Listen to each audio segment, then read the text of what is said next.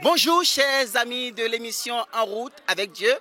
Depuis le Bénin, oui, mais cette fois-ci, vous n'allez pas imaginer un seul instant là où nous sommes. Actuellement, nous sommes au centre du Togo, précisément à Agou, où nous sommes venus célébrer les 40 ans d'existence du mouvement Jeunesse en mission de la branche du Togo. Alors aujourd'hui, je vais recevoir pour vous une charmante dame, pleine d'énergie. Alors là, elle a de l'énergie à revendre. Je vais la laisser se présenter à vous. Vous serez vraiment sublimé par la personne. Alors, présente-toi à nos amis de l'émission En route avec Dieu. Bonjour, moi je m'appelle Nathalie Sévry et je viens de France. De la France, hein? Ouais, tout à fait, la France.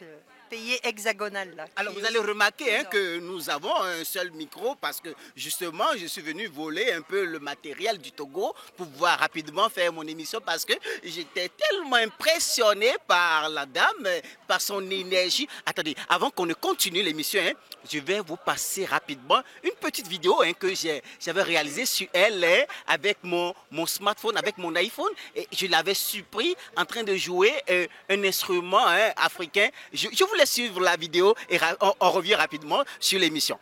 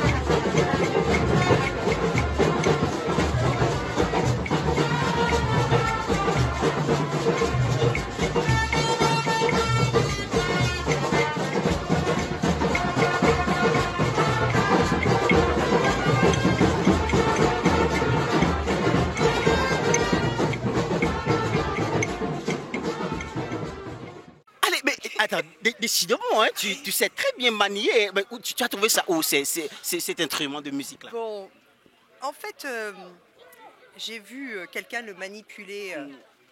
Voilà. Où ça? Au Bénin. Au Bénin. Au Bénin. Ah ben justement, c'est. En fait, au Bénin. Oui, j'utilise bien dans la louange. Alors c'est justement un instrument du Nord Bénin que les gens utilisent pour danser, pour chanter, danser. Et mais comment tu as pu savoir facilement manipuler ça?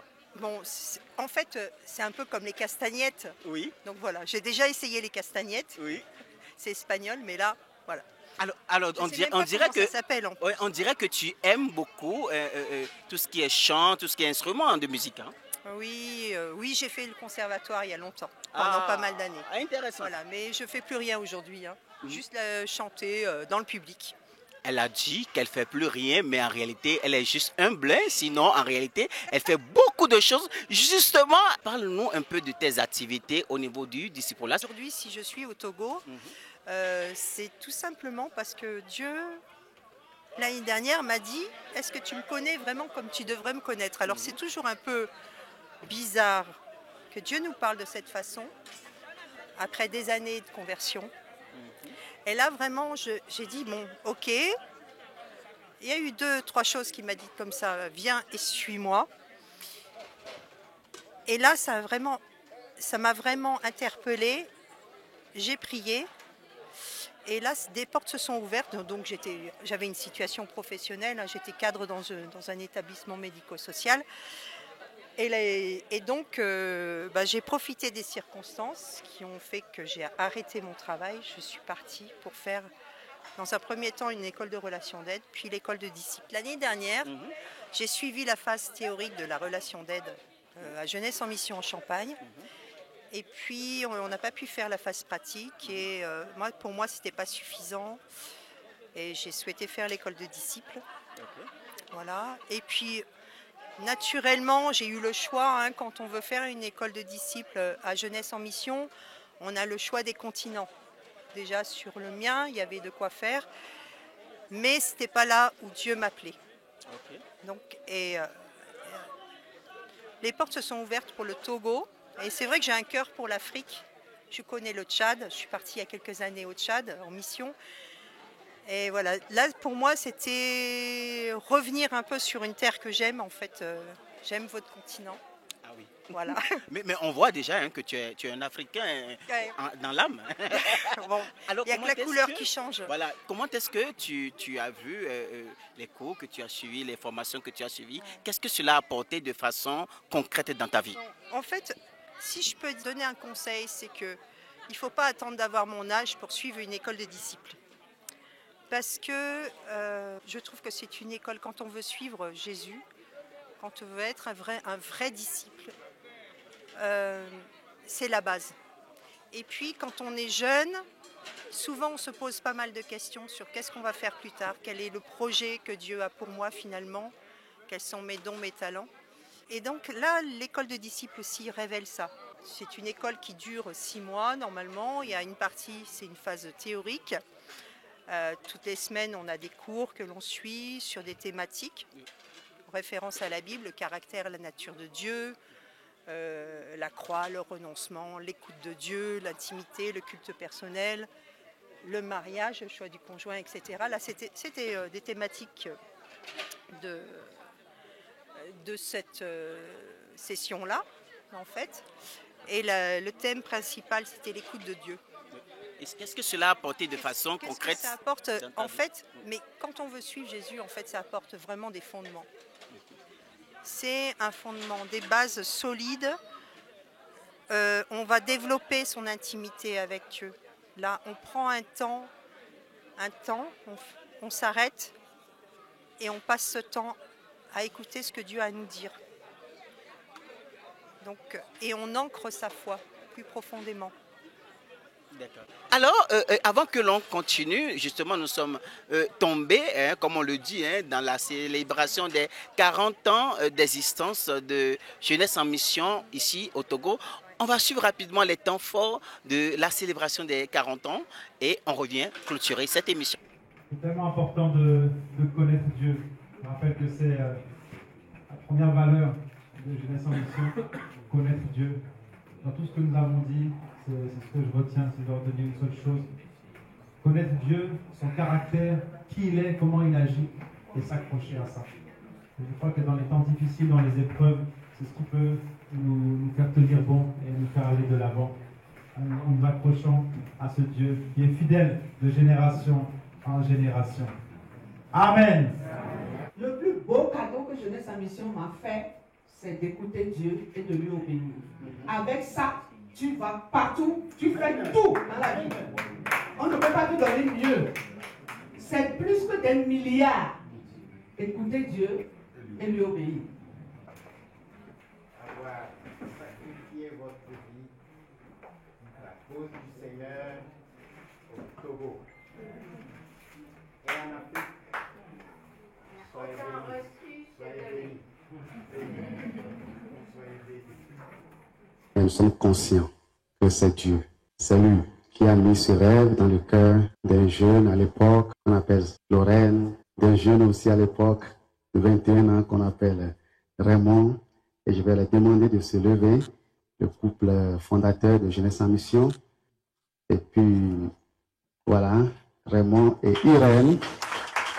Merci. Merci vraiment d'avoir obéi à Dieu. Installé, voilà. Ils sont en train de couper le gâteau.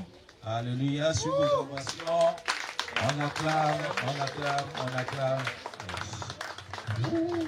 Ça c'est... Le premier morceau là, c'est un morceau très loin. Parce que vous avez Sa Majesté et le fondateur, les deux onctions combinées. Et si vous arrivez à avoir ce morceau là, c'est parti pour vous. En tout cas, merci.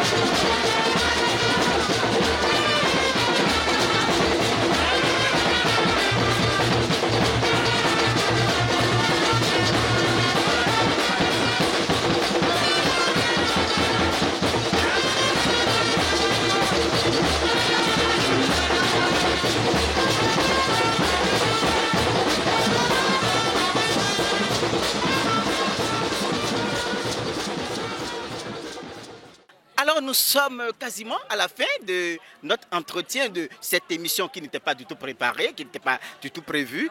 Alors, si tu as un conseil à l'endroit de la jeunesse chrétienne qui n'ont jamais suivi ce type de formation que toi, tu as pu suivre, quel sera ce conseil-là que tu auras? Même pourquoi pas à moi, par exemple, qui n'a jamais suivi.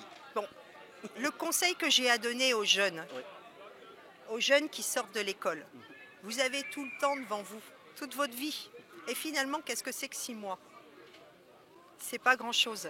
6 mois, c'est comme au loto. On joue et là, ça rapporte gros, automatiquement. Donc moi, je vous donne ce conseil-là. Les jeunes, il faut suivre cette école qui est une école de caractère, qui va travailler notre relation avec le Seigneur, donner des réponses à toutes les questions qu'on peut avoir, et que ce soit le choix du conjoint, que ce soit qu'est-ce que je dois faire, est-ce que je dois me lancer dans la mission, est-ce que Dieu m'appelle pour la mission ou sur autre chose, sur un travail séculier. Et puis surtout la phase pratique, quand on part ensemble en groupe comme ça, eh bien ça va encore plus travailler notre caractère. On va côtoyer des personnes qui sont différentes de nous, qui viennent d'autres cultures, etc.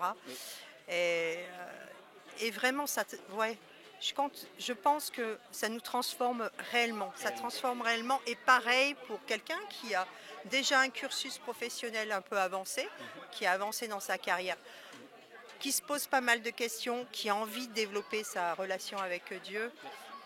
Moi, je conseille vraiment de prendre ce temps à part. Si Dieu ouvre les portes, il faut prendre ce temps et puis après prier pour où est-ce qu'on va finalement.